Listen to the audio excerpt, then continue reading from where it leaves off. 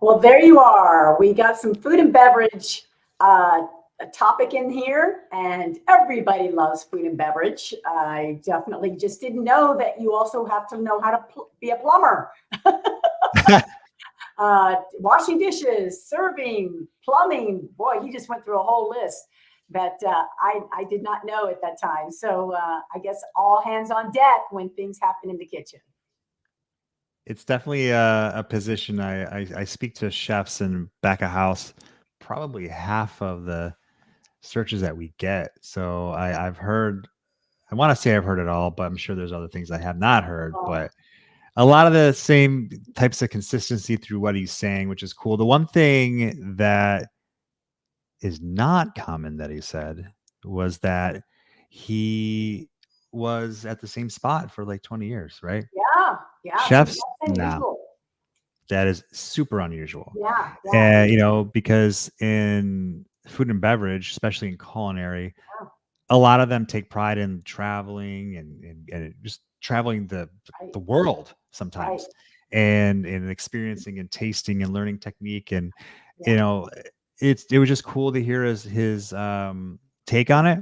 Yeah. So you asked him what kind of opportunities for food and beverage, and he said the benefit of him sticking to one place for so long, and he said it's all about he prefaced it by saying it's about what you want in your career. But for him, his friends, and they toured, they traveled, but he said he put a lot of time, effort, and love into his kitchen, and he takes pride in it.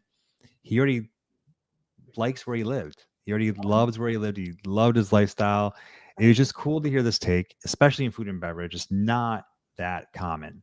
And he's got a team that just rocks. He seems to be very well. Of course, management ownership comes and goes. But yeah, he said 4 ownership changes. Yeah, which is huge because, I interview a lot of food and beverage, and a lot of times when the new ownership comes in, they change. So he's there. He said earlier in his career, he thought it was a fun role, but one thing he learned was understanding the season, understanding the food quality, what's available, staying educated, staying flexible. Another thing that I don't think a lot of people that they know or appreciate about being a chef, and the amount of time and education that they have to put into their craft and their profession. A lot of opportunities everywhere: country clubs, restaurants, hotels, resorts, cruise. You can find a role in food and beverage in a lot of different niches. It's not just a restaurant per se. He said, he was talking about challenges, working on building relationships with guests, making sure he puts a face to the name. If there's an issue with the dinner, to make sure you come out and you address it as a chef. When you come out, things will change. And I've seen it happen many times where the chef comes out, right? You've been to restaurants and maybe something's not right, and they come out and then, they tend to ease things a little bit. Would you not say that? You notice that when the chef comes out, walks the kitchen, it'll changes the dynamic a little bit. I mean, if they come to another table, it's like, I even look, what's going on over there? Why are they getting that special service? Is he visiting other tables, or is he coming to mine, or what's going on? Yeah. I think it's a great vibe when that happens, and they know it. He said, never trust a skinny chef, was something he used to say. Yeah, it used to be that way. Yep. I've heard that, but now, I mean, I don't hear anybody saying that anymore. You definitely have to eat right, exercise, stay thinking about your diet and keeping healthy. And when you're in the kitchen, it's a large temptation. You're around food all day long. Oh yeah, I don't know how to do it. I mean, at home, I don't cook because when I look at food, I gain weight. So my husband does all the cooking, and thank goodness, because he's half Korean, half Italian. So I get both different types of culture. So I relish in that part. Oh no, that's a lot of temptation. I stay away from the kitchen. I might have a glass of wine sitting there, but I will stay away from. That is a lot of temptation. I'll be like tasting everything. Oh my God.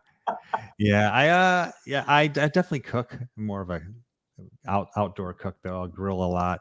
Oh But yeah, I'm not, I wouldn't say I'm a chef per se. Like these yeah, guys, that's a whole other level, especially when you're cooking, small batch in your kitchen versus, a large batch for guests. Huge difference. but I have to Uh, tell you, when I first started, before even in the hospitality industry, I was a hostess and I was a waitress. And now I believe it should be a prerequisite for everyone to waiter or waitress before getting into their real job, because then you really will understand customer service and oh understand yeah, the side. I really believe that. So yeah, students out there, if anything, you want to start somewhere, start as a waiter or waitress. You will not, I mean, you'll never regret it, even though it is very, very hard, but it you will is. learn immediately how to deal with customers. Yeah, and to eat a lot of humble pie. Yeah, of course. I've been there. Yeah, Um, so he did say something. If you have something you like, don't feel pressured to chase something else. yeah, right. So that's the first time I heard that today. Yeah, that was really good. That was good. Good piece of advice. Yeah, If you enjoy it, you don't have to go and feel pressured to go make a change. If you're happy, not complacent, but right. happy, That's there's a big difference. big difference. Yep. Spoke about work-life balance. I don't Yeah. know how they do it. And I've seen him do this, and I am extremely, extremely impressed. I thought he would give me some golden nugget there, but he admitted it's hard. No, yeah, I don't know. Like unless you're working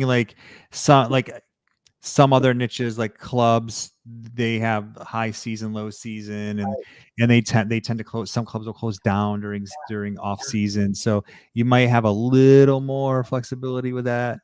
I But for the know. most Yeah. part, it's And a his grueling, tough. his family's like picture perfect. Their kids are just wonderful. It's amazing. You gotta love it if you're Yeah, if yeah, you're if you're in the kitchen, yeah. especially a chef. He Right. did say though,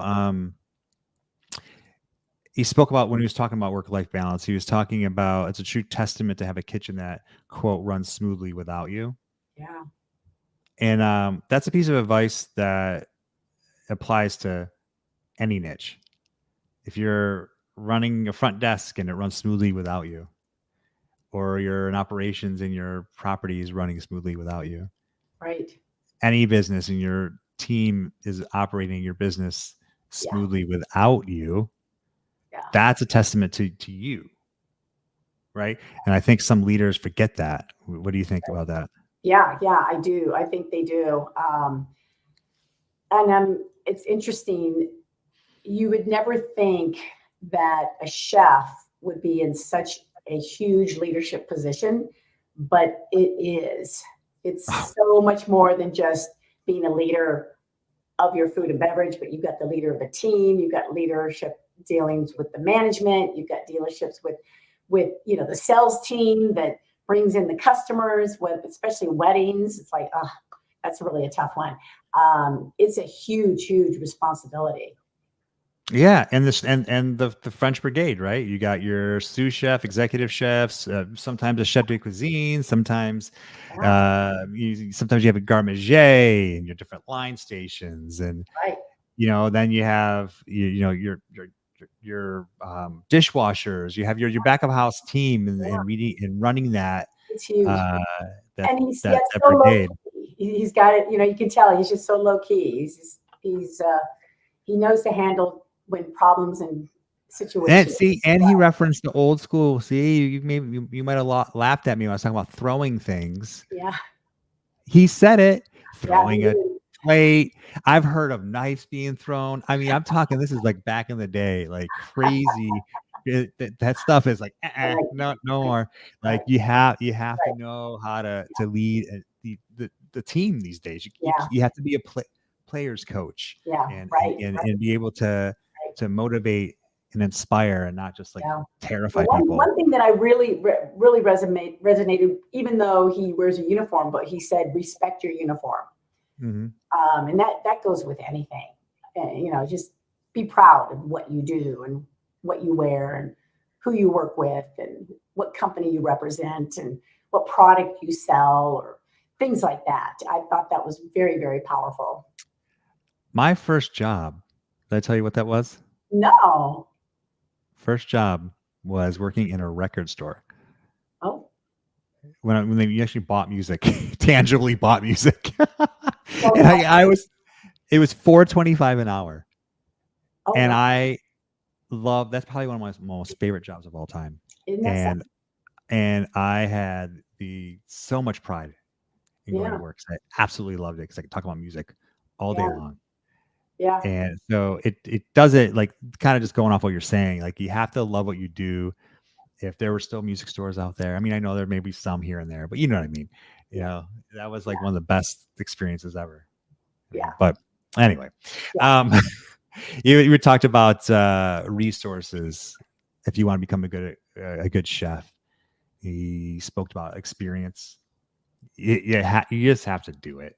You have to work all the stations. Love cooking. Take the time to learn the stations, garde manger, to saute, to, you know, all the lines. You know the shifts, not just morning, not just night. Understand, follow up, inspect, walk the space. Don't leave anything by chance. Yep. So Again, stuff that is applicable to other niches, but especially in food and beverage, for sure. Yeah, for sure. Definitely. Wow. Well, yeah. I think a lot of people, when they think of hospitality and tourism, they think of food and beverage. So I think a lot of people have a tendency to gravitate toward there, and there is nothing wrong with that. I highly recommend, if you don't know where you want to go in the industry, go ahead and start there, because you will learn so much in such a short period of time. Yeah, I never thought I did it actually through in college is when I You were front of house? I was front of house. Yeah. And, but my first job, and you mentioned your first job was lifeguarding,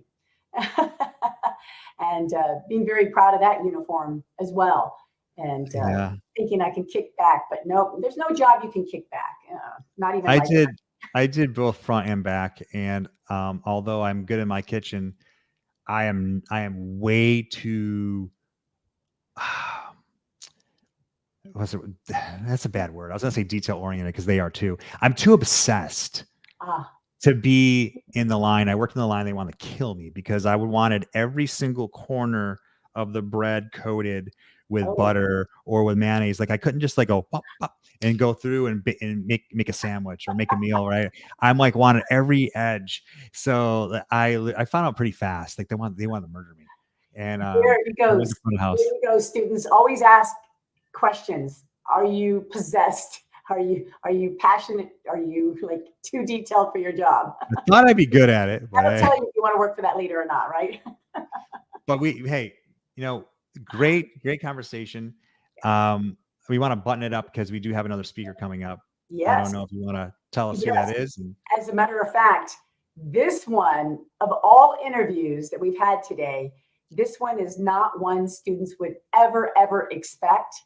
And I don't believe it's covered in the classroom very much. So I think this was going to really surprise people to want to contact this leader. So let's take a look. All right.